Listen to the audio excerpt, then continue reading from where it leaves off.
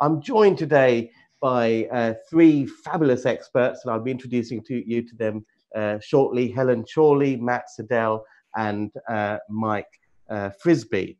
Let's have a look at investment strategies then. I mean, there's a whole bunch of things that people talk about, and this YouTube malarkey has meant that there's so many people out there on YouTube, I find, and everyone wants to say something new, and people talk about so many different strategies, and some of them, I know a load of baloney, quite frankly, but that's another topic.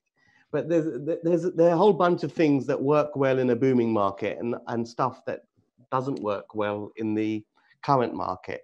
I'm just going to kind of precede the discussion by giving my 2 pennies worth, which is you don't want to be focusing on controlling strategies. You want to be owning stuff, because when prices dip, what you're going to see at some point over the next few years is the market start to turn again and prices return to the long-term average.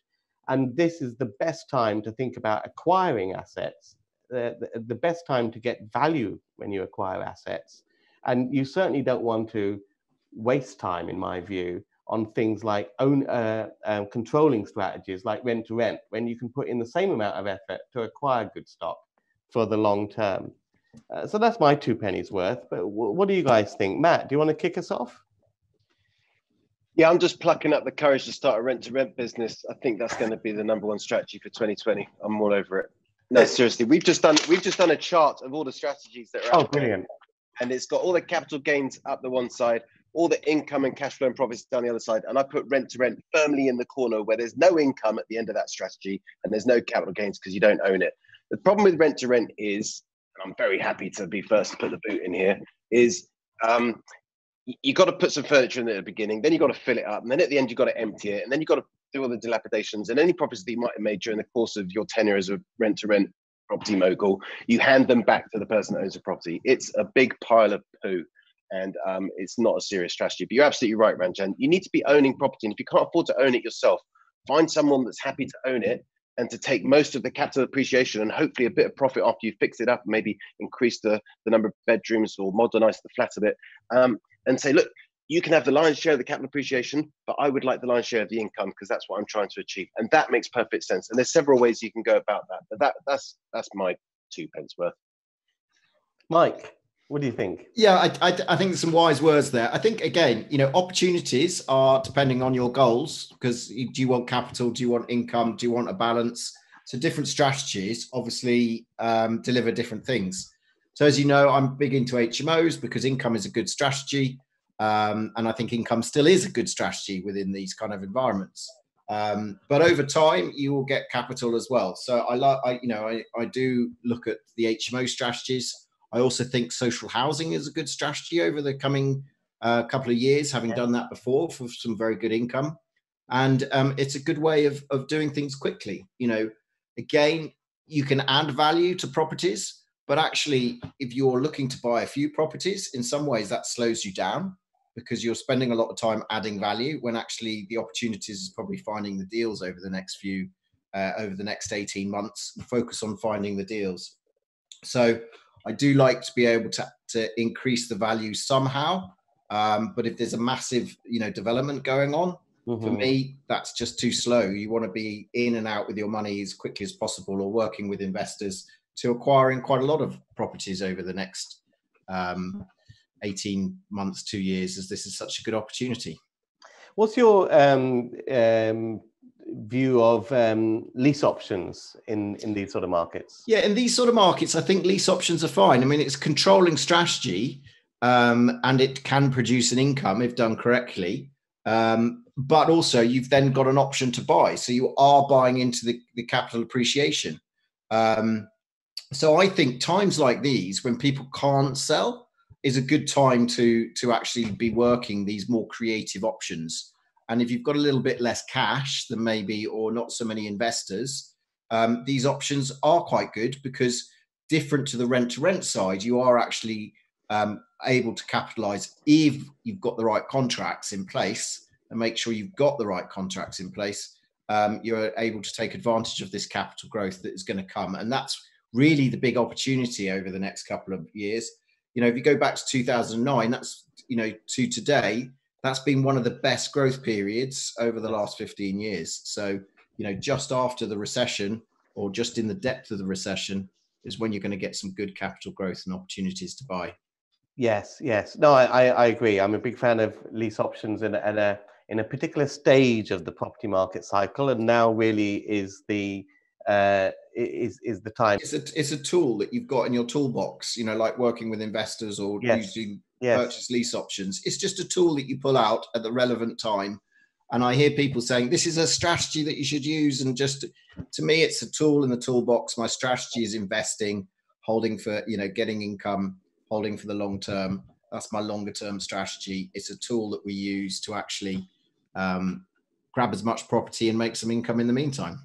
Absolutely, and I like to use it where you are doing something. You take the lease option, but you are doing something in the short term, which is uplifting the value, and then you are exercising the option based on what you have put into the property to uplift its value, not sitting around waiting for long-term capital appreciation, because that's uncertainty, and that puts a completely different spin on it, and it allows a lot of people to play in higher value areas, you know, and dealing with the usual retiring landlords and commercial assets and properties that need development and all that sort of jazz. Helen, what's your take on? The chap said, like, touched on a number of great things there. I think kind of what Mike said then again was the adaptability, as he talked about in the first question. Like, you have to be, you know, it's appropriate for whatever that deal or that circumstance is. I'm very much with Matt on the kind of rent to rent side. That it's not something kind of like I would look at doing personally, because for me, I look at it from a risk perspective. With that, you've got committed outgoings, but you still have uncertain incomings. Like that risk reward has to be so disproportionate to take on that amount of risk. That's just not for me. Similarly, as you said, if you're going to buy something and kind of bank on a rising market, well, you have to have a time horizon long enough and pockets deep enough to be able to fund that on an ongoing basis, such that you can ride the depreciation, and, you know, that shouldn't impact you from a cash flow perspective. But, you know, you have to have the emotional kind of stability to not get emotional about when you see those capital numbers going down and coming back up again. So, like I say, I look at stuff from a risk perspective, and certainly cash flow. And I think cash flow is really kind of it's sometimes kind of not looked at, not anticipated, not planned for in this environment. So that's really something to be thinking about as well. Now, I mean, you guys have seen the videos on this YouTube channel.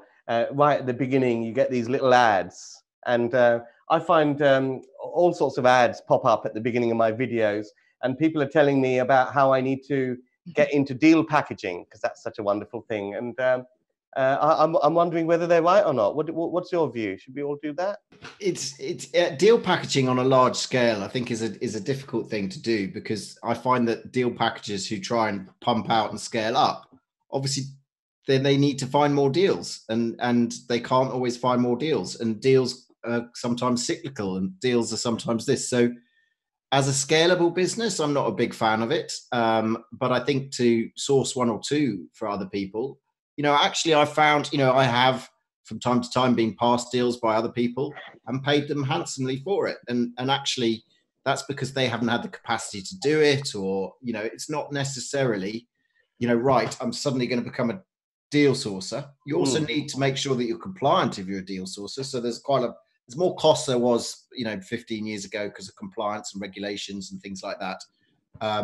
So yes, I think, you know, as a way of actually making some money out of deals occasionally, it can be, you know, it's what's been going on in property a long time.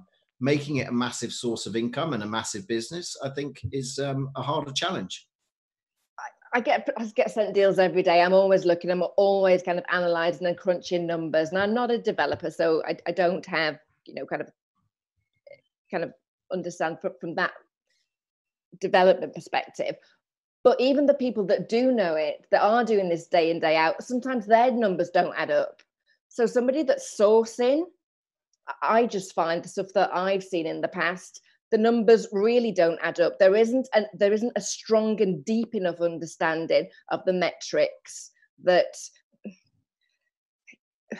I like to know, like, where numbers have come from, where's your GDBs, where's your comparables. There has to be substance to those numbers. And that's what I find is sometimes lacking in a deal sourcer. You know, they get the headline figure, they discount it by whatever, and then it goes, yeah, there you go, there's a deal. Well, is it like, how robust are those numbers? If you can prove that to me, then great, fine. And again, yeah, happy to pay kind of whatever, but there really has to be a deal. And honestly, in 9 out of 10 things I've looked at, the deal ain't a deal. I mean, I think you're generous at 9 out of 10 there, probably.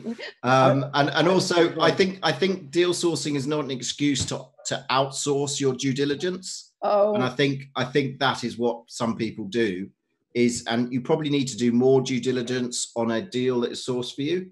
And I'd also recommend that you should be looking at areas that you know and have some background knowledge and all of that, so that you've got the depth that Helen is talking about. She's so right. You need to do the depth. And it is so frustrating, even when, you know, quite experienced people are putting things in front of you and there's so scantily information, and you're just thinking, how can I tell? There is nothing for me to tell here, and you're expecting me to invest or buy this as a deal or something. You're very, very correct. I'm very fascinated how it's sourced, because invariably a package deal these days is a Rightmove link. Is it off market or is it on market? I mean, I've got Rightmove alert set up. If it's on Rightmove, it will come. Matt, was anything to add? Your comment about off market just touched a nerve, but I spoke to an agent about a week or 2 weeks ago, and he was talking about how he has some deals at the moment. The agents don't want them to be, the vendors don't want the deals to be put, or the properties to be put onto Rightmove and what have you. And he said, we're marking it offline. And I said, I'm so glad you didn't say off market, because when an estate agent tells you he's got something and it's off market, I'm like, but you're an estate agent, how can it be off market? You're giving me brain damage. Can you just go away? But yeah, you're right. If a good deal comes along and you're able to place it, then you should be able to charge a 2% fee. And I've paid fees, and I've passed deals to others who've paid me fees as well. But it's a numbers game as well. But even agents who have a deal that's that they're not mandated on, where they're not instructed, will try and pass it on to a buyer and get a fee. But it's about how you spend your time, really, isn't it? And my time, I find my time so scarce. I'm super focused just on my priorities, like for the next 3 months to 6 months, but also for that day, that if I looked at every deal that everybody sent me, I don't think I'd ever get on my day job.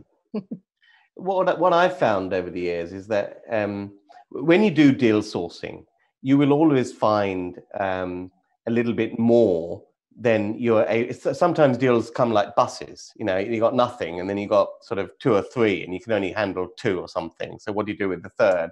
And sometimes stuff doesn't quite fit your criteria. But the surplus deals never come in that sort of industrial scale to make a massive business out of it. So I've tended to use them as favors or quid pro quo. So for example, when I've had private investors, they will invest in a deal on the understanding that I will give them something, pass it their way when the money is we're ready to repay the money, that they can kind of learn from what we're doing on the deal that they're investing in. Then we've found something for them that they can actually invest in afterwards. So it's kind of like, because you don't get many of them, which are kind of surplus to your requirements, you use them to make existing relationships stronger, if that makes sense. And that's been, but to scale it up. You build up this commodity of reciprocity, which becomes very, very valuable. So last week, someone phoned me up and they said, we've got a great opportunity and it's in this particular area. We need £500,000 of equity. And I said, oh, well, you need to speak to him. And they spoke to them. They haven't met. The deal's obviously amazing and they're going to fund it. And that'll be an amazing deal, because if he's given £500,000, there's probably £4 million worth of costs, including the bank debt that needs to be covered. There's probably £1 million worth of profit in there. And what I haven't done is ask them to sign an NDA and do this, and do all that, and do all this. What I have done though is I've said, if this works and you'd like me to do it again, then there would be a fee that's due, and it'll be a handsome fee. But it's a bit like what Mike said a minute ago about having it in your toolbox. Once you know it's there, you know how to monetize these opportunities when they come along. But now the investor owes me one and the developer owes me one, and I've got that in my back pocket.